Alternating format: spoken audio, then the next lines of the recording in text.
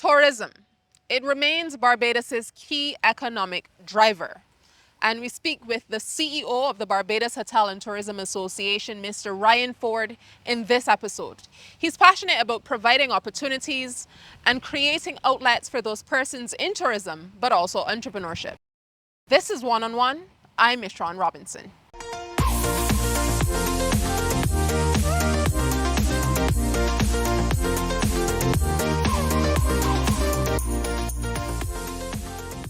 Welcome to this very special edition of One on One, Ryan. We're so happy to have you on the program this evening, considering your very busy schedule as a CEO and also as an entrepreneur.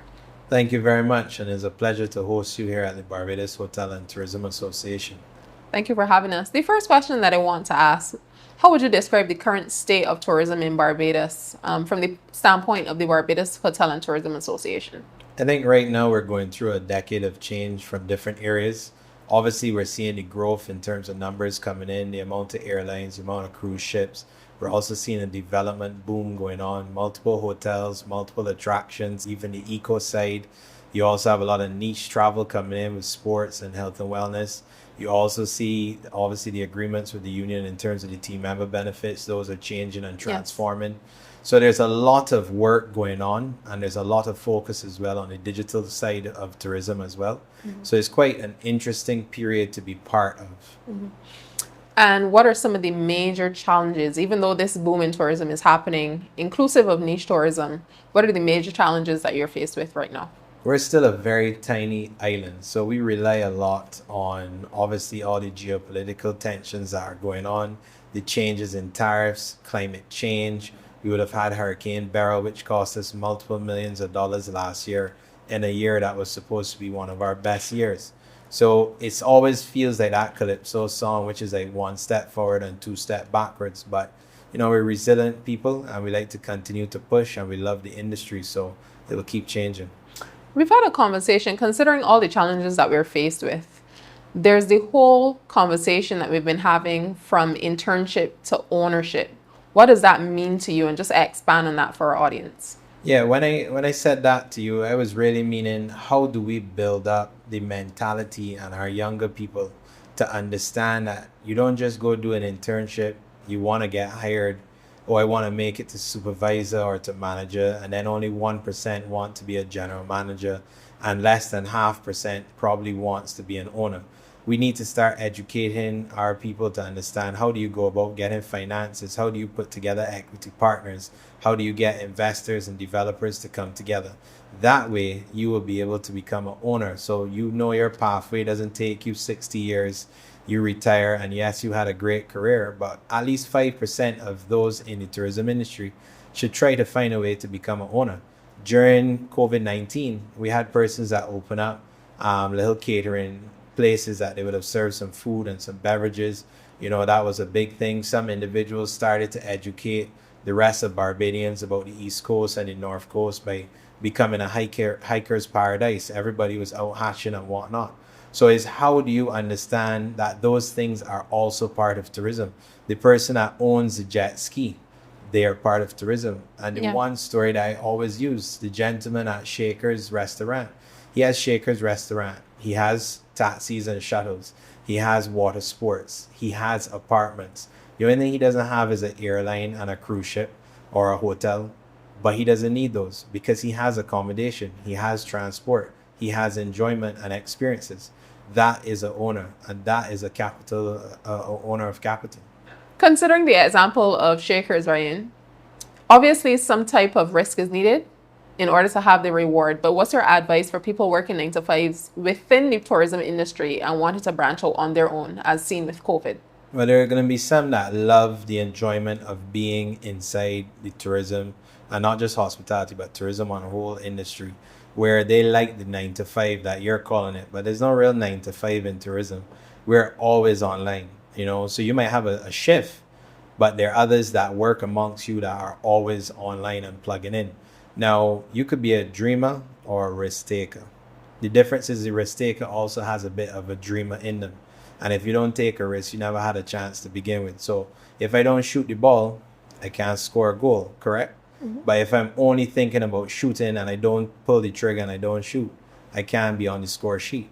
So if you have a dream that you want to become an owner, figure out how to make those steps to get there.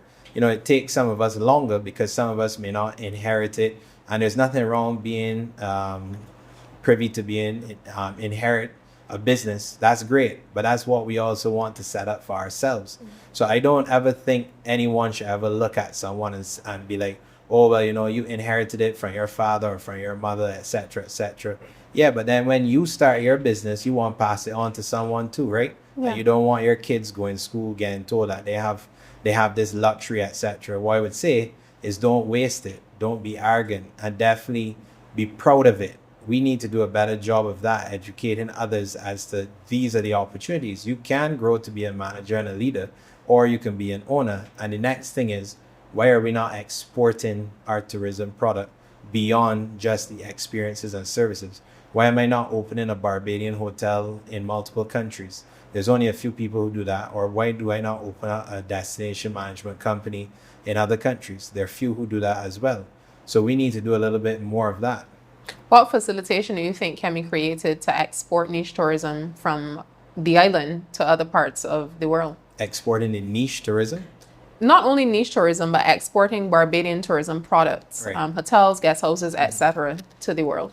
I mean, we do our analysis all the time, and I'm sure many owners do as well, where you're looking at what concessions are being offered in other countries, and then you're fighting for that here in Barbados. You're looking at what the cost to do businesses in other countries, but then we're fighting for it here in Barbados. I'm not saying to put the fight aside, continue the fight, because you want to get more people coming to your home country and spending more money as well as reinvesting. But why do we not also say, okay, you know what? I'm going to brand this Barbadian property or this Barbadian business, and you're going to have my food, you're going to have my rum, you're going to do all of these things, but you're going to do it in Grenada, you're going to do it in Jamaica, you're going to do it in Barcelona, wherever it is. If you look at Spanish hotels all across Jamaica, all across Dominican Republic, all across Puerto Rico, you have Sandoz, a Jamaican brand. And that's one thing that you have to give Butch Stewart credit for. He has put Jamaica on the map, Yes. just like how Bob Marley would have done through art. He did it through tourism. Absolutely. And that's something that you have to give them credit for. You walk in a Sandoz room in any island and you can find an Appleton estate. Now that's the linkages that's going on. That's distribution into tourism as well into food and beverage and catering. So that is the kind of thing that we as Barbadians need to be able to say, you know what? This year, this is what I want to do in 2030. I want to open this property in Barbados. 2036, I want to be able to open it in another country and start to expand it overseas. And that's pretty much how I am operating now with my own family. We're looking at what can we do in Barbados? What can we do overseas? Because first and foremost, we're Bajan. We can't go overseas and pretend to be anything else. Considering the legacy of Butch Stewart and the fact that his sons are intricately involved in his Sandals brand as well, what's your messaging like for members of the Barbados Hotel and Tourism Association and having, creating that generational passage to carrying on some of these brands, these Bajan brands? But we have some very strong Barbadian brands here. If you look at Peter Odo, and his father would have started out the Mango Bay Group. They have done an excellent job with what they're doing. I think it's about 3 hotels here. He probably has more that we haven't spoken about as yet. Maybe might be into apartments or timeshares. He has a catering company as well. He had some bar and restaurants as well. So when you look at that and you use that model, he's doing it just like how Butch Stewart would have done it as well. It's just that how can we also get Peter Odo's young daughters and sons to say, okay, now let's export it. And when you speak to a family like his or any others like Ralph Taylor and his family, you look at the Weatherhead Group and they have some properties, or both of them, both families, over I think it's St. Lucia and some other businesses up the chain of the EC Islands. That's exactly what they're doing. But in terms of how much is being exposed or marketed, that's something as Barbadians that we can do more of. Taking those examples and say, great, how did that happen? Put those owners in a room, ask them to explain their journey to us youngsters and say, okay, well, this is what we did in the past. Of course, economics have changed, finances have changed, but how do we start to come together and start to try that ourselves? Going back to the point that we've been making about persons pivoting from a 9 to 5 and going into entrepreneurship, Do you think, obviously, for some of the partners of BHTA and the employees that you have within your network as well, do you think that employers should be threatened in any way by persons trying to pivot from a 9 to 5, from the whole conversation of internship to ownership? I don't think so at all. I honestly don't think so. Every interview that I've done, someone has asked me, how do you balance all of these things that you do? Yes, I get tired. Yes, I'm burnt out in some phases. But guess what? There are people who wake up and do yoga and Pilates. There are some persons that read books or listen to podcasts. And then there are others who like to get involved in the culture, whether that may be crop over, or they might run a little catering service on the weekends, or they might have a little transport. Because at the end of the day, as long as you're not directly competing with the place that you work for, I see nothing wrong with someone wanting to spend their time doing that. It's something that gets them going, it's drive. And at the end of the day, if they have to leave their job or the company closes, you want people to have other skills that they can pull on. You don't want it to be back in the day that that's the only thing that you learn. What you need to do is to make sure people have respect for where they're working at the same time, and don't try to compete with them in the same time that you're working there. But the things that you learn, especially in a hotel, for example, you learn so much working in a hotel. If you work there for, say, 10 years, you really and truly learn 35 years, 40 years of work, because of what happens. In any moment, things are changing drastically. So you might have SOPs, but the first word in SOPs is standards, standard operating procedure. Yes. That's when the day going standard. That's not when the weather change, or a guest show up there with the wrong name, or the credit card not working, or all the systems down, or the gas or the water from the utility companies go off. You have to be customizable. You have to change. And everything that I offer you, I don't offer to someone who's bringing 100 rooms. You know what I mean? So like, the more the business, you have to be able to be customizable and flexible. There's also another segment called Meisterism, which is the meetings, incentives, conferences, and exhibitions. And in that, that's where the destination management companies really are useful, because they're so unique in those experiences they're offering. So you have to be able to be customizable. And from that, you learn so much that if you wanted to go and do your own business, then why not? Are you concerned in any way with the pivoting that's happening, persons moving from being employees to employers? Are you concerned in terms of the work that you've put in coming out of COVID, of another pandemic happening and not being ready enough? I think two sides. The word concern, I thought you were going down the road of team members leaving the industry. We do have an issue with labor in the industry. If you use that word, what they call labor, we call them team members because they're like family. The concern there is that a lot of skilled labor leaves for a new property, or they go to another country because there's a boom. Like Guyana right now has a boom. They didn't have many hotels, so they might leave and they go there, etc. But the reality is that's natural. So how do we kind of retain a lot of the good quality team members that we have, and then the ones that are having a little bit of trouble, how do we improve them and then capture more coming out of the schools? On the other side now, with regards to a pandemic, in our lifetime, I've only had one pandemic and I'm 37 years old. So we're hopeful that there's no other, but the reality is I can't shut up shop. Those hotels can't close every single time out of fear. They have to keep doing what they're doing, adding value. The restaurants have to keep popping up, as we call ourselves a culinary capital, not because my grandmother cooked better than your grandmother in another country, or my roadside food is better than your roadside, or my farmers do better here than there. That's not it. Our whole thing is the diversity of options that we have here on island, and all that skill set that's come together that makes us able to market. So all of those things we can't just fold because we're nervous about a pandemic. You and I only faced one pandemic in our whole life. Yes. And yes, we have an army and a police service, but we never went to war with Grenada for nutmeg. You know what I mean? Yeah. So I appreciate obviously having the army and the police, and I work closely with them. I feel safe working with them, especially conversations. But at the same time, I'm sure they're not sitting down telling themselves, oh, there are wars going around in the world, so, we got to be nervous because a war is going to come. They continue what they do, and then eventually when they're called on, they have to work. So if a pandemic comes, we face it, and then when it's gone, we get back to what we're doing every day.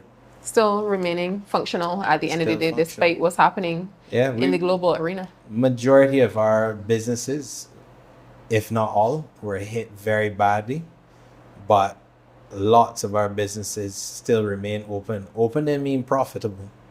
We made losses, many losses, but we still had to be open because goods had to come into the island. They had emergency personnel coming into the island. They had returning nationals.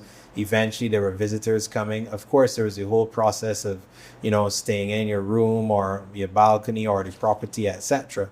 But we still had to maintain properties. If I build a $40 million property, or I have a restaurant lease or an attraction, is a pandemic. Okay, let's find out how do we deal with that pandemic. Is it that we have spacing? Is it limitations, the number of people, the time of operation? But the business still has to go on. We employ the second most amount of people in Barbados after government. We can't fold completely. We have to continue going because tourism, like government and the finance industry, are the only three that are connected to all others. And we have to stay open at some way or another.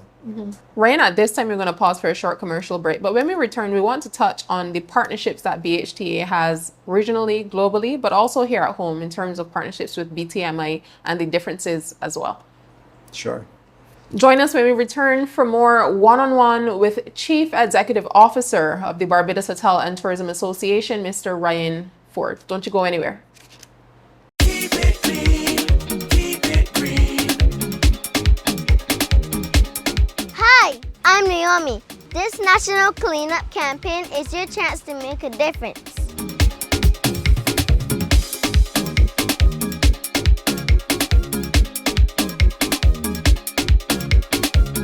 Let's work together to protect our environment and keep our neighborhoods clean.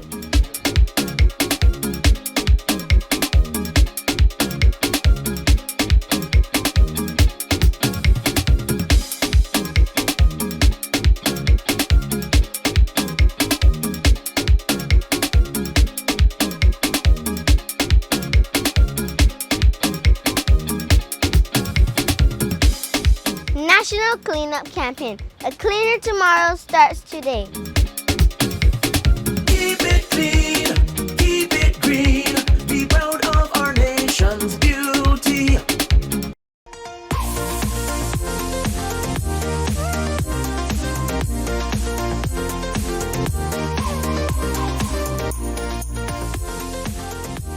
Welcome back to this very special edition of One-on-One. Ryan, we would have promised our viewers to speak to the importance of partnerships that the BHTA would have with other tourism groups. Can you name some of the other organizations that you partner with and how you seek to have streamlined partnerships without directly competing with each other? So, of course, we have Intimate Hotels of Barbados, which also are in our building here. There are 40 locally owned properties, and they're all small properties. They are part of our membership as well. We also have TDC, Tourism Development Corporation, and they look at the donations that come in from corporate entities or individuals of high net worth that will invest into the development as well as international marketing of the destination. So when we speak of development, if you have a new festival and you're bringing persons into the country and you need assistance, that's the kind of project. Graham Hall Sanctuary that just reopened, they invested heavily into that. So those are just two things just to touch briefly. And then, of course, our major partner that we partner with is the Barbados Tourism Marketing Inc. Yes. And the reason for that, they're the ears, the eyes, and the mouth of the tourism industry. They're out there hearing what all the markets overseas are saying about where they would like to go, where they would like to spend money, where they would like to invest, etc. But then on the flip side, the BTMI doesn't have any product. When I say product, they don't have hotels, they don't have restaurants, they don't have attractions. So what we do is that we are the heartbeat of the industry. We have the team members here on the ground. We have the legs and the arms of the industry, which is all the properties and the businesses. So however, we communicate together and work together because they need our product to speak about, and then we also need someone to speak about us. So that's where our strongest partnership comes when we think about marketing the destination. When you see new airlines being announced, or new properties being built, or new attractions coming, it's a partnership. And then the last two that we also work closely with is obviously the Ministry of Tourism and International Transport. Yes. And the reason behind that, they're the legislative body that creates all the policies and the access if there's concessions or how you work day to day. And sometimes they make their legislation and policy based off of what they think is going to be good. But we've now worked the relationship for a good amount. Not everything is perfect. There's some things that we wish they would do different, and there's some things they wish that we do differently. But the minister has opened up a channel that we're able to sit down with him and his team, and we can say, okay, well, these 10 things in this policy, only 4 of them make sense. We really need to come back before it goes public. Now, obviously, it's government, so they can decide if they're going to go public with something or not. But at the same time, we now have that two-way street.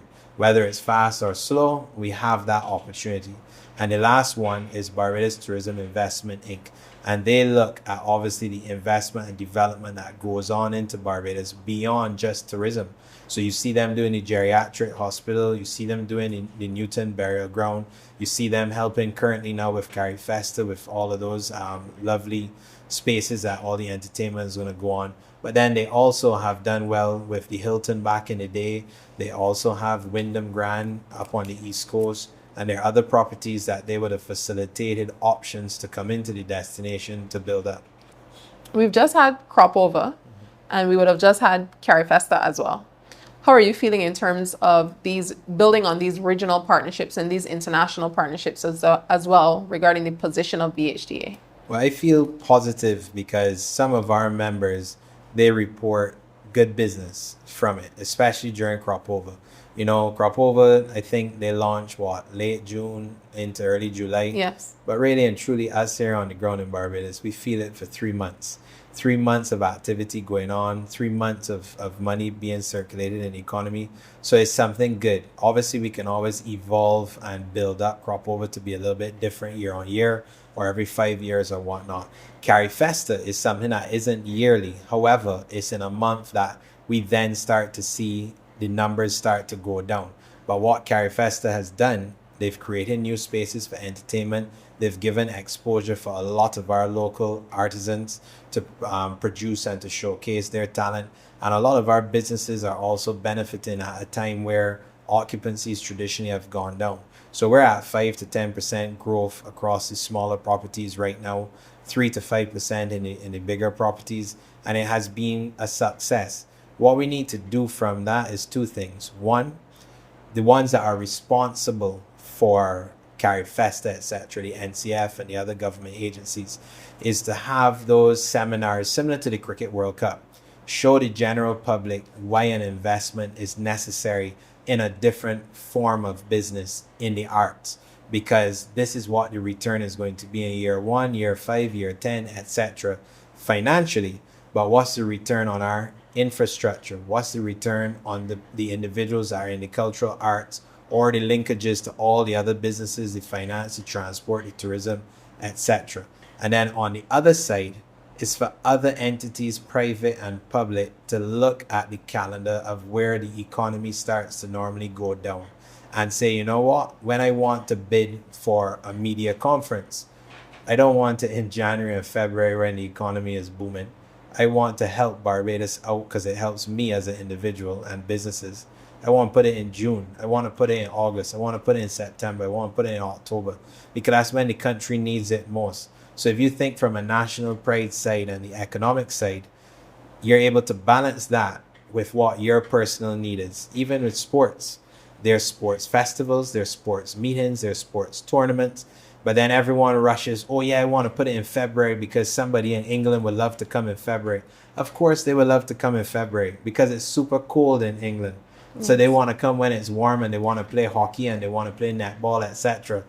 But you need to create a product and a service that makes them say, you know what, I'm not going to Europe in June. I can come to Barbados because they got 60 hockey teams, they got 20 netball teams, 30 swim clubs.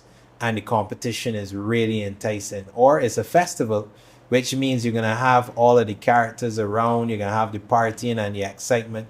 And oh, I will do it in September. You know, that's the kind of direction we need to go, is balancing the economic impact from a national pride side to also what we personally want, whether that's an event or a festival or a conference or whatever it is.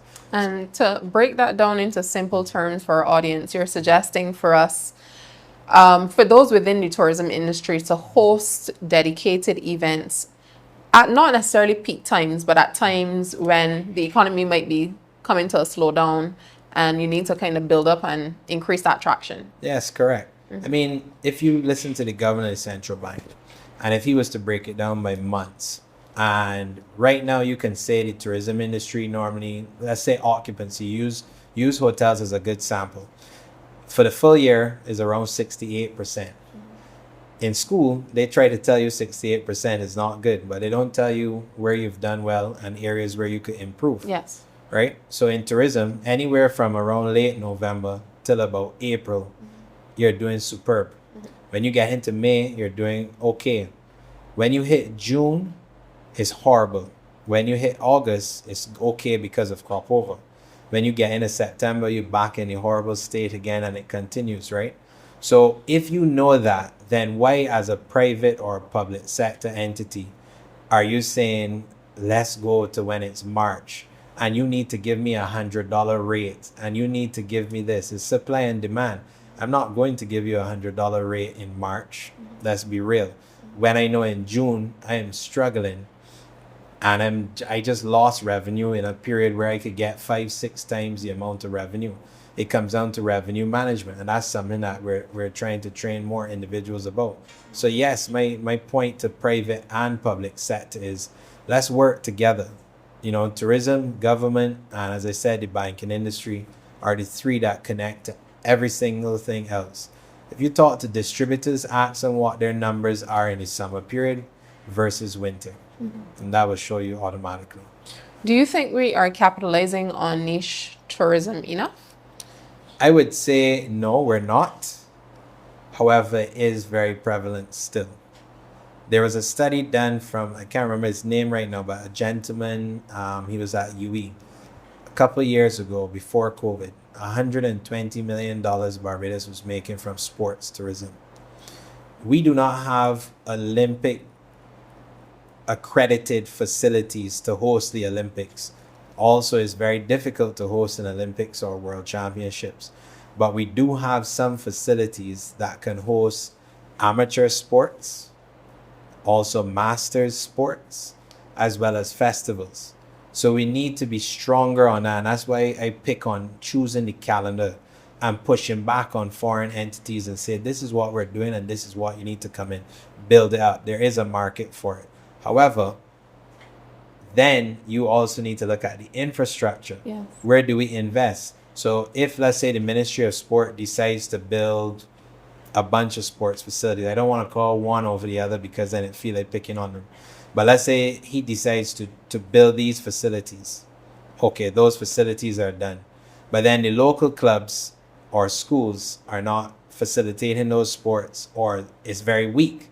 Then the facility is only going to be used really locally, because you can't invite people into the country, or you can't have a big national event because there's no interest. So when the development arm of our country is formulating plan and they're looking at strategies and they're saying, okay, what kind of facilities can we build? If you take the beach, nobody really can beat us for our beach, but you don't need to build into the coral reef at all. You can have things that float on the water that can facilitate different types of sports. Doesn't have to be there full time. You can also do it on the beach, you know. So you have opportunities that some countries do not have. So we should use it and benefit from it. Well, we consider what you just said. We spoke to revenue management. We also spoke to niche tourism. What would your messaging look like in terms of advising your members to work on their revenue management styles, by encouraging niche tourism during those periods that tourism almost seems dormant? Yeah, so ideally, a lot of our members, if not all, they would either outsource their revenue management, or their sales or reservations are trained in a way to understand it. But in terms of your question, a lot of them would then add value. And how do you add value, whether on property or off property? You form those linkages. So if you take somewhere like Harrison's Cave, for example, right now, they've now launched a tour that includes being trained to cook like a Barbadian. When you're learning to be cooked as a Barbadian, you're going to be educated on breadfruit and sweet potato that Barbados thrives on. You're also going to learn about our national dish, cuckoo and flying fish. You're also going to learn about the rum that first was ever invented rum, which is our rum, or as they market it as Mount Gay rum. So you have an opportunity now that you're linking with agriculture, a distributor, and you're also marketing a whole tour experience. And then you have guides. If you take Walker's Reserve and you take all the East Coast hotels or nearby hotels, you can partner a whole experience that you go into regenerative tourism in itself. You could go there and start to look at how you could plant your own items, your own agricultural produce, or you're gonna get honey because of the bee harvesting that they do over there, the honey harvesting. And then you also get a time to really disconnect with nature. So how do you add value? A lot of our properties are very close to the Barbados Museum, as well as to many rum distilleries. So your tour package, I book a room, I could have dinner on the beach, which is normal in most beach destinations. I could get a massage, that's still also normal, but it's still good. You could wake up and do yoga at the fort at Hilton Hotel. Or you can go off property 5 minutes across the road and learn the history of Barbados by going to the museum. 20 minutes up the road to the heart of Barbados in St. Thomas, you could go to Harrison's Cave and learn about what our island is formed out of. All of the underground tours inside the cave in itself. And you can still take a few more minutes and either go back south to any of the rum distilleries or further north to Mount Gay, St. Nicholas Abbey, and learn about our first industry post-slavery that was making money, which is sugar, molasses, and rum. But now, further to that, I would ask, how can we use tourism as a catalyst for cultural preservation and community development as well? You're a man of the culture, being one of the founding fathers or founding members of Vida by Esquire as well. But how can we use our tourism to preserve our culture and to develop our communities as well? Well, in terms of the community development, similar to those linkages that I just made mention of, you have to partner with the small persons in the community and build up the value. You educate them as to why it is useful to have them. And you also have to also train them what their kind of capacity is. So for example, let's say you're doing pottery. If I travel to Brazil, people want bags, they want little bead jewelry, they want towels, flags, everything. Okay, so why not incorporate it here? If you take the Crane Hotel, every single day they have artisans selling their own art as well as shoes, bags, and everything. So how do you connect all of that together? And I haven't even touched on performances. And there are properties here in Barbados that at least 4 or 5 times a night, you can go out and hear a local artist. I have a friend who told me that she works 5 days a week and she's doing 3 gigs in one night, 2 in another, and 1 in some of the other nights. And if you ask what the kind of range of money that she's making, she can literally be making more than someone working in a bank. And depending on the position, because she's making a lot. She's just a singer. She doesn't have to come with a whole band. But obviously those are discussions that some people are making well, some are not, just like every other industry. But how do you partner with that side of the culture? How do you partner with the community? You find the person that is making X, Y, Z. How do you include value for them as well as yourself? And then also, where are you sourcing your items from? There are tons of individuals who do soaps, shampoo and conditioner, lotion. And now that we're going to become a more environmentally friendly set of businesses, you don't have to buy the small tubes anymore, which was a big issue with the scale of the economy, scale of economics when it came to local suppliers. Now, if you go in a hotel, you're seeing this large tub of lotion, etc. That means now the small individual in Barbados can now compete with the individuals that we have to ship in from. And you can also get very unique with the boutique style properties as well. When we return, Ryan, I'm eager to hear about the vision and the outlook that you would have for BHTA as well. Sure. We're going to pause for a short commercial break, but don't you go anywhere. We'll be right back with Mr. Ryan Forde of BHTA. Unite to end violence. My name is Melissa Savory Gittins, and I'm the president of the National Organization of Women. Some people wonder, what is the National Organization of Women? And the National Organization of Women is a united group where we empower women, we work with women, and we have a number of affiliates that are registered as members under the National Organization of Women. Maybe you don't belong to a group, but you are a woman and you're willing to help. We're asking you to come on board with us, join one of our affiliates. There are plenty out there, and we need your help. The only way we can get this done is with you. You can find us on social media at NowBarbados246. That's our Instagram handle. On our Facebook, we are National Organization of Women Barbados. So join with us, work with us, and help us to continue to change lives for the better.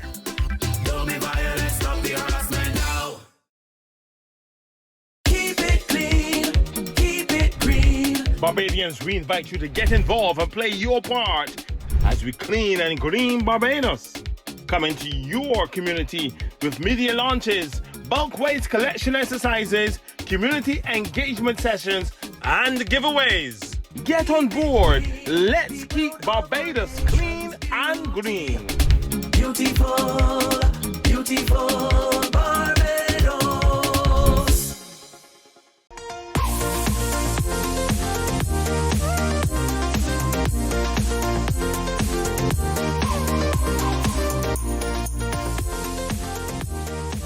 Welcome back to this very special one-on-one with CEO of BHTA, Mr. Ryan Forde. Ryan, how can we better educate our locals and those who are supportive of team tourism at the end of the day on the unique offerings that we have in Barbados? I believe we have to do a better job of speaking about all of our positives. It's just natural nature that you go towards the negatives first. If the movie cinema has The Matrix on or a documentary, The Matrix sell out every night. Everybody wants to see somebody beat up.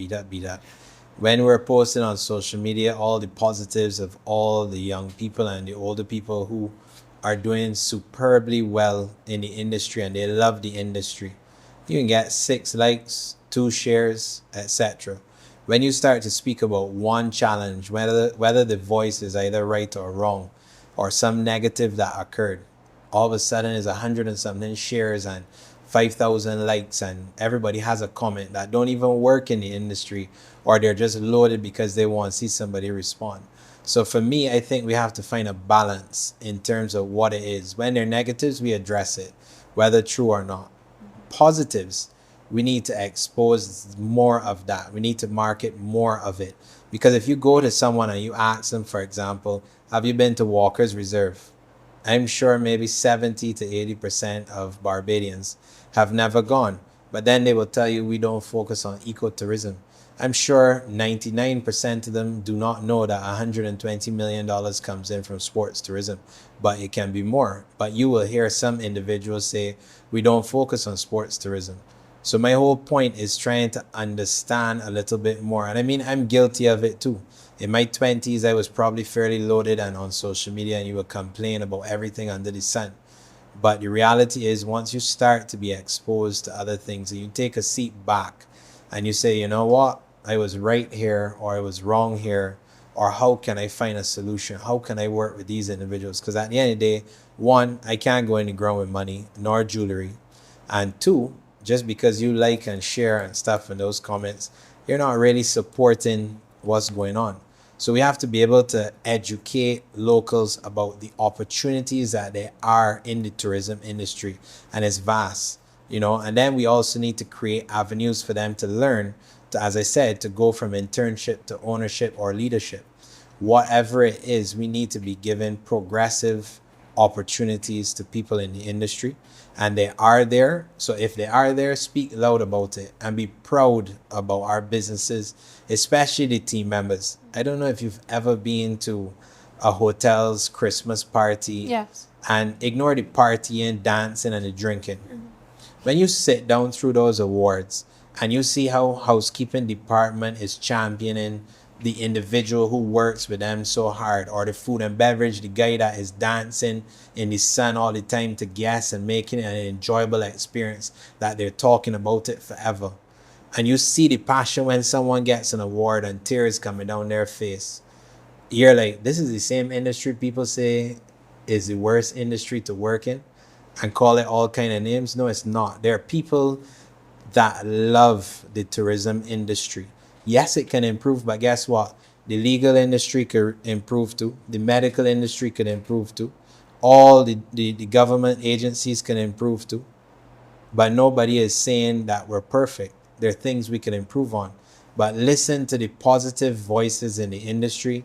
Listen to some of the negatives that are right, because some of the negatives are very wrong. And let's find a way that we can actually move forward and be progressive, because the people deserve it and the people rely on it, whether they're directly or indirectly in tourism. As you champion the message where tourism is concerned and packaging brand Barbados across the digital space, do you think more should be done in terms of educating our youth, those who may be taking to TikTok to not intentionally promote Barbados, but it happens, in terms of how others see the brand of the island? Yeah, it's funny because when I was at school in Canada is when Facebook first came out. And at that time, Barbadians and the rest of the Caribbean did not have access to it. So, you run wild as a teenager onto Facebook. You say whatever you want. You might have used some loose words because you're thinking you're only talking directly to your friends. But then you're trying to apply for university. You're trying to apply for a job. And by then, now everybody has access to it. So you have to kind of educate our younger people and people in general how to use it. What is social media etiquette? That's number one. Number two, on a business side, how can you make it profitable for your business, for your business that you work for, as well as your country? And then also just naturally, like, have some pride. People always tell me that, oh, you're Mr. Barbados. I said, well, you have 10% more pride in the country that you're from, and I could just sit back and relax. So until that, yes, I will speak proudly about Barbados. And I think people need to understand that. I see people go to carnivals in other destinations, stand up for an hour and a half to get in a fete, wait half an hour for food and 20 minutes for a drink, and post on social media how great the production was with the stage, how great this experience was, and will never tell anyone about that. When they're at home, they wait 10 minutes to get in somewhere, or they have a bad experience with one thing, and then the whole world is educated about how poor this event was or this service. But then when they go overseas, they hide it. So you can expose your own island for the negatives and be silent on the positives. That don't make no sense. For youth who may be interested in getting involved in a career in tourism, what's your general advice like? For me, I would say go with an open mind, because what you first jump into is not where you're going to end. There are very few people who started in an area and they've ended. For myself, the first opportunity I had was at a property that wanted me to get a speedboat license to run the events down by the beach and the pool for the guests and the water sport activities. That fell through, and I ended up doing a internship in terms of marketing. It was a good experience, and in 2002 I was drafted into sales. Then I left for a management career, and I got to touch on every single department. And then the opportunity came. What did I want to do? I went into groups, which is mass tourism, right? To dumb it down to a very small sentence for it. And then now I don't sell one property. I don't market one property. A lot of the work we do at the BHTA is lobbying on behalf of our members. We work a lot with utility companies. We work a lot with the police. We work a lot with emergency services, with the Ministry of Tourism. And yes, we do market with BTMI, but that is still the smallest that the association does.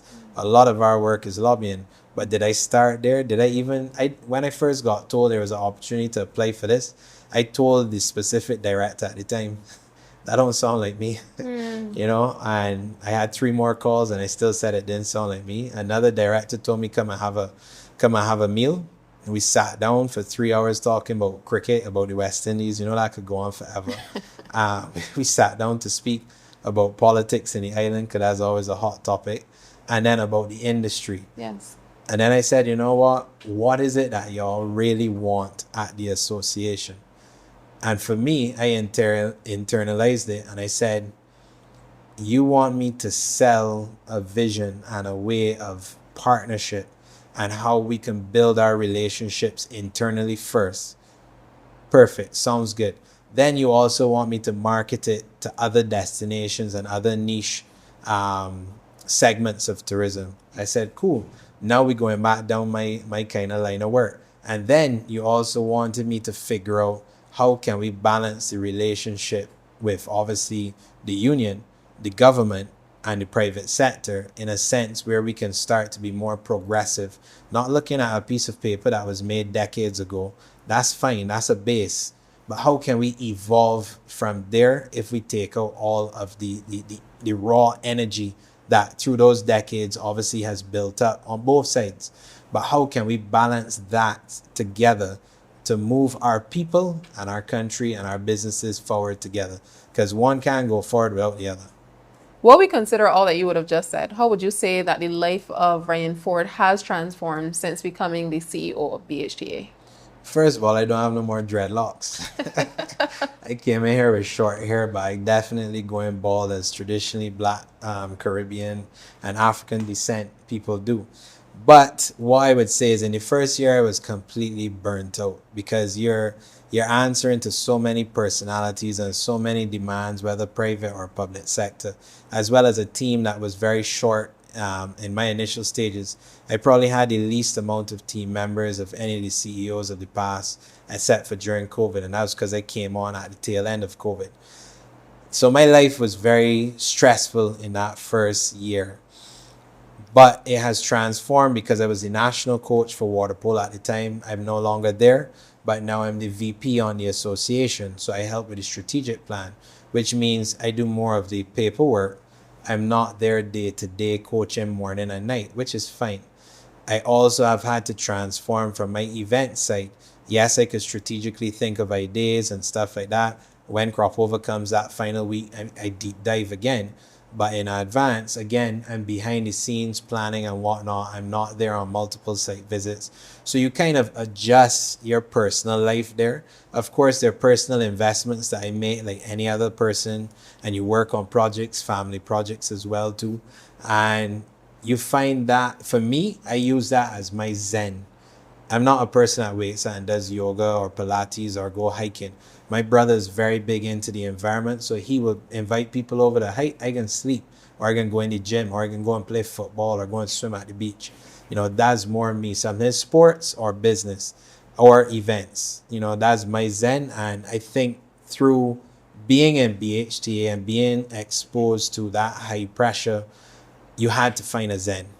Everybody needs a zen or else you fully burn out. For sure. But being able to see what some of those negatives are, whether it's some of the rich personalities within the association, whether it is some of the arrogance that might come from some of the entities that you work with, whether that might be government, whether that might be unions, whether that might be tourism board, and saying, okay, that's the small percentage of those people there. But they're good people at the union. They're good people in government. They're good people in opposition. They're good people in the tourism board.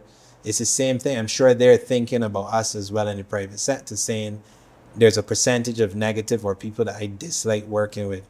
But then there are positives that I could work with. So for me, my focus over the last 2 years of the 3 years I've been here is finding those avenues of people who don't want to just sit down and argue and shout at people and say that, oh, you're not doing something or da, and work more. Obviously, you continue to work with them and find a way, but focus more 95% of the time on the positive ones that really want to move forward and not just nitpick 24/7. So that has been my zen, personal life and work life. Certainly, seeking solutions more so than problems and finding a way out despite the Correct. challenges. Correct. Is this the core of what would have kept you through the brunt of your burnout? Yeah, I think that, as well as having a very supportive board, as well as members. I had members who I've worked with and members I competed against. Now I'm representing all.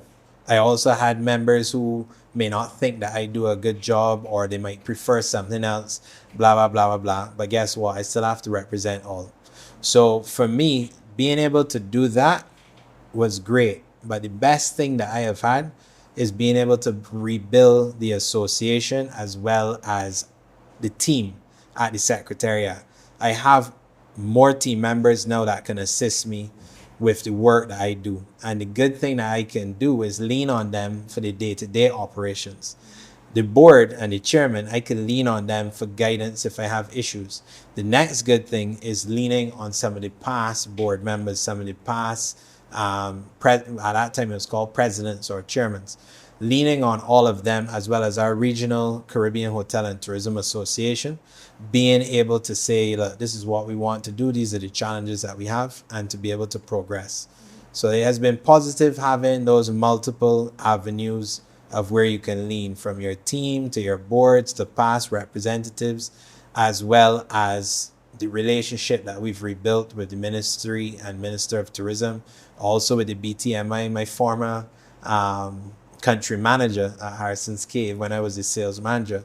She is the CEO there, and I'm the CEO here.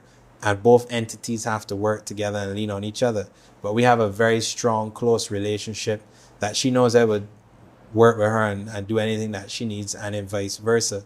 And that's what tourism is. How do you customize and work with each other to make a memorable, enjoyable experience? In terms of keeping your team encouraged and motivated, how would you describe your leadership style to keep them carrying on the vision that you've set as CEO of BHTA? First of all, I don't shout and give nobody no fear. Like, those days done. You know, you don't need to shout and give fear to someone to get them to do something. You might argue with someone a point and the voices might raise, but I don't need to belittle you. I don't need to tell you that you work for me, so you have to do X, Y, Z. That style of leadership that makes people not want to work for you. It gives the opposite effect. Exactly. Yeah. And there are things that I had to hold them accountable that the public might not see. If they slip up or they mess up or they don't do something for the board or the membership or whatever. But I like to show people, this is where you made the mistake, and these are the areas where you could have done something different. Because at the end of the day, I'm making mistakes daily. You know, I'm not perfect. Everybody in here, your parents, the other people putting on this production, maybe the prime minister, maybe a minister, maybe a big business person. Everybody makes some form of mistake, but it's how do we learn from it? Yes. And I don't need to be shouting and attacking you or trying to belittle you, and then the next day come and smile with you. You smiling with me for?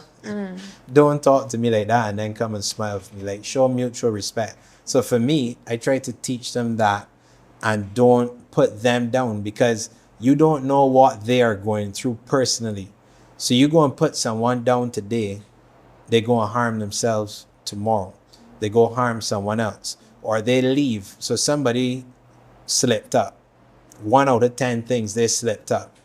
And tomorrow they accept a job offer that originally they were saying, I wanted to stay there because I am enjoying it. But now they don't want to be there for that one thing. And you lost somebody that is superb to your team.